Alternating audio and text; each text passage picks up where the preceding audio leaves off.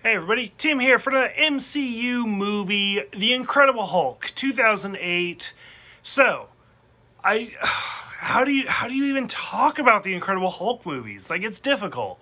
So, at this point, one of the first things people have to realize is before this movie came out, the first thing people have to realize is this is not a Marvel movie. Yes, it's part of the MCU, but it's not owned by Marvel, which later on was purchased by Disney. Like, this is actually owned by Universal, which after Marvel was bought by Disney, that's why this movie is still not on Disney Plus, because they don't own it. It's actually Disney, or it's actually Universal who owns this movie. So, I mean, it is part of the MCU, but it's like a stepchild, if you will. So it's already kind of like, oh, what are they doing? So before this movie, we had the Hulk movie, which came out like, 2003 or something, with Eric Bana. And before that, I mean, it was like the old TV show with Lig Ferrigno. So, I mean, it is what it is. Like, that's what they're basing these movies off of. So, for example, like, just to kind of going way off the path here, but we'll loop around, trust me. When you watch movies like Batman Returns, Batman Forever, especially Batman Forever, and you're like, dude, the Riddler is so over the top. Like, Jim Carrey, what is he doing? He is channeling Frank Gorshin, who played the Riddler in the 60s, because that's what they're kind of basing it off of. Even though it's been 30 years and they're updating it, that's what they're basing it off of. So when you watch movies like this with the Hulk, that's what they're basing it off of, is Bill Baxby and Lou Ferrigno. So that's why we get things, which, by the way, I love in one of the opening scenes where Bruce is watching TV, and eventually he ends up on Sesame Street because he's trying to learn the language. But at one point, he's watching The Courtship of Eddie's Father with Bill Bixby. And then, of course, later on in the movie, Lou Ferrigno shows up. So we get both of those actors. But that's why you get things like, don't make me angry. You won't like me if I'm angry. Of course, they make it funny because he can't speak the language properly. So he says, don't make me hungry. You won't like me if I'm hungry. And stuff like that. But they're basing this movie off of those old TV shows. So it's difficult to kind of watch it and be like, this is the new thing, but when they're just making references to the original. So overall, I did like it. It's a little rough in parts.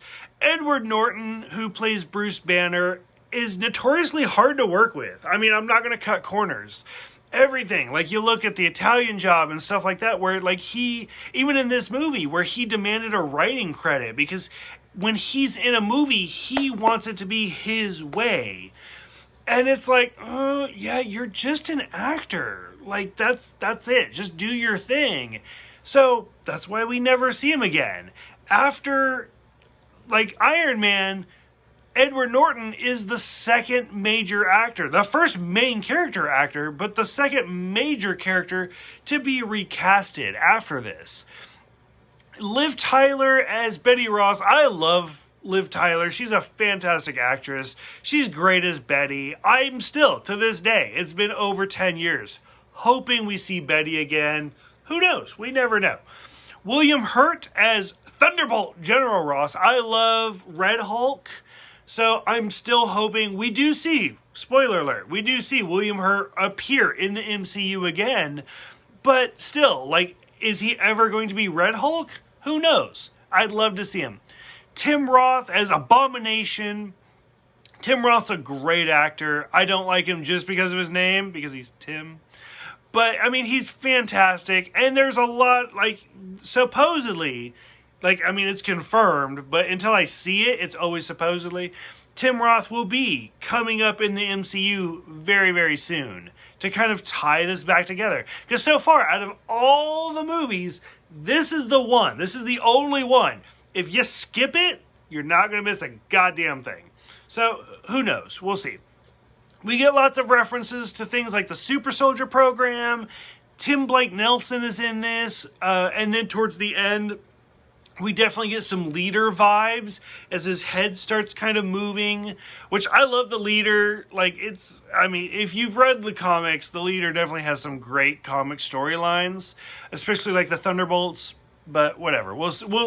Again, 10 years, I doubt we'll see him at this point. And then, of course, the big cameo at the end with Robert Downey Jr. as Tony Stark. Again, just connecting the movies. Both these movies came out the same year, so connecting them together. And that's where you're like, ooh, what are they? I remember seeing this movie in theater, and you're like, what? What are they doing? So it's great. It's fantastic to kind of see these early stepping stones. Are they the greatest? No. But you got to look back to where you came from. So really enjoyed it. I did think it was great. For all of the MCU, I won't say where at this point. It is in the bottom 3. I'm not going to lie. But it's good to see where it came from. And even the very worst Marvel MCU movie is still better than a lot of other movies. We'll just put it that way. So for those who've seen The Incredible Hulk, what did you guys think? When you watched it, did you think of the old, like, Lou Ferrigno, Bill Baxby series? Did you think of the Eric Bana movie? What did you think? Go ahead, let me know so we can discuss it. Thank you guys for watching. Thank you for subscribing. And I'll see you guys next time for Iron Man 2.